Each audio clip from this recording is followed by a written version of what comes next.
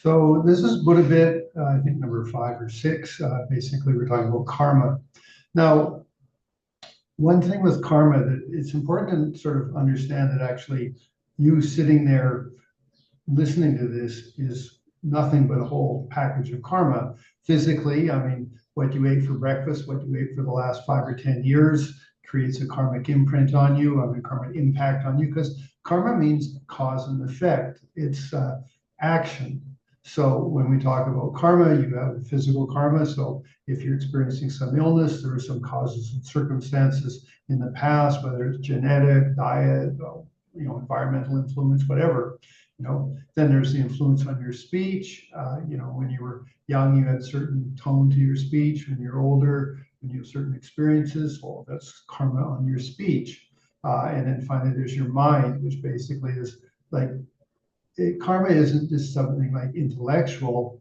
Your emotional life has a karmic kind of aspect to it. So karma is basically everything, in the sense of looking at it from that perspective. So there are 4 basic rules about karma. Karma is definite, karma increases. If you don't do anything, don't expect a result. And if you don't do anything, it will ripen. So one thing with karma is, karma is definite, means is that if you do something positive, it'll create causes for happiness. If you do something negative, it'll create causes for suffering, whether you're for yourself or for others. But one thing that's really important to add to that is be intelligent. So you could say like, oh, I'm such a nice person. I'm always nice to everybody and everybody's so rude to me. Well, okay, you are doing positive karma, but you're not very skillful, or to say intelligent. And so whatever you're doing is really rubbing people the wrong way. So although, supposedly, I mean, it would be creating causes for happiness, your presentation isn't very good. So really a very important sort of addition or a sort of subscript to karma is definite is be intelligent or have skillful means. And so therefore, when you're being positive, it can create causes for happiness. I mean, being positive, even in a very negative environment, will create slowly causes for your personal happiness. And maybe it might influence somebody, but still the bottom line is intelligence is really important. Karma increases is just really obvious. If you start doing something, it gets easier and easier. So therefore, being, let's say, conscientious about what you're doing. So, not doing just a little bit of something and saying, oh, I can escape the karmic effect of that. No, it'll get easier and easier to do it.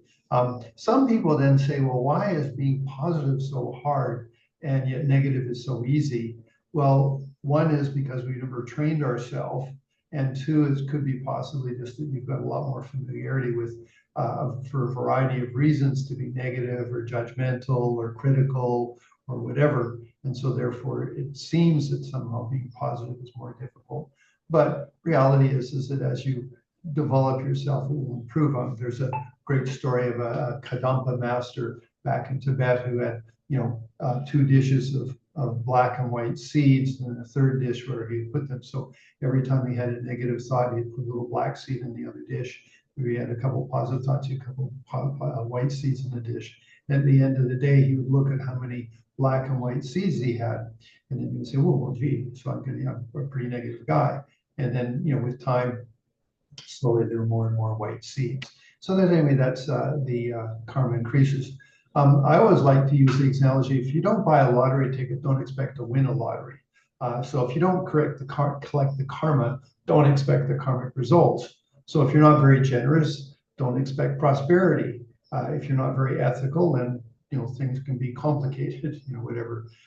So the bottom line is that if you, well, not that you want to be calculated about it, but if you want certain karmic effects on yourself, create the causes. And again, not in such an intellectual, calculated way, but with sincerity and authenticity.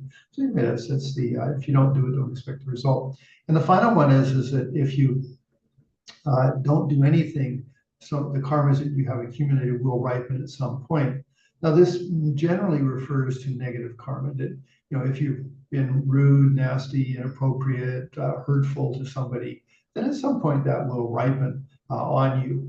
But if you change your intention, that changes the dynamic of that karma, and it will be different. I remember a young man was with Lama Zopa Rinpoche and said, oh, you know, when I was young, I used to hunt and fish and I killed animals and killed fish and things like that, you know. But then Lama said, well, you know, have you done the prostrations? And he said, yeah, I've done actually 100,000 prostrations. He says, good, well, it's mostly purified. Don't worry about it. So although he did regret having killed, you know, animals, he had done some purification. And, you know, then it said the karmic effect of that could be that nothing more than you stub your toe. But it does require a sincerity in that I don't want to do that again. I like the example of, you know, like if you're negative, it's like your body becomes quite acidic, okay? But when you develop bodhicitta, that is, you know, all of us sentient beings want to be happy. None of us like to suffer. You know, I am in a universal ocean of interdependence. May I be of benefit. And you have a sincere sense of empathy for all sentient beings, love and compassion and such. It's like you change the chemistry of your body. You make it more alkaline. And so even if periodically a little bit of acid comes into you, that is a little bit of negative thought, your alkaline system, that is being a bodhisattva, having bodhicitta, will immediately neutralize that, or certainly give it not a strong effect on you. So having a good heart, having bodhicitta, may I be of benefit, it does completely change the chemistry, and that purifies huge amounts of karma. And if you really do have a sincere feeling of being a benefit to more than just yourself, I mean, to your family, to your people that you work with, to the people in your city and such, then you're definitely changing, you can say, the chemistry of your body, and therefore changing the ripening effect. I mean, obviously, if you had some, you know, very acidic nature, but you've created the, you know, bodhicitta alkaline, it would slowly purify that alkaline, that sort of acidic nature. So just some interesting thoughts. So in regards to karma, that like physically sitting there, you are the effect of karmic accumulation, causes and circumstances, what you've been eating, what you've been exercising, maybe the genetics of your mom and dad. Verbally, it's you know, your speech, and the effect of your speech is a certain amount of, you know, dynamics from karma, and the way you think. So those are just 4 simple points. I like to do these little Buddha bits just in simple terms. So just remember, like, yes, if you're positive, it'll create causes of happiness, but be intelligent. If you start doing something, no, it becomes easier and easier. So certainly don't do negative things. Okay. If you don't do any karma activities, don't expect any karmic results.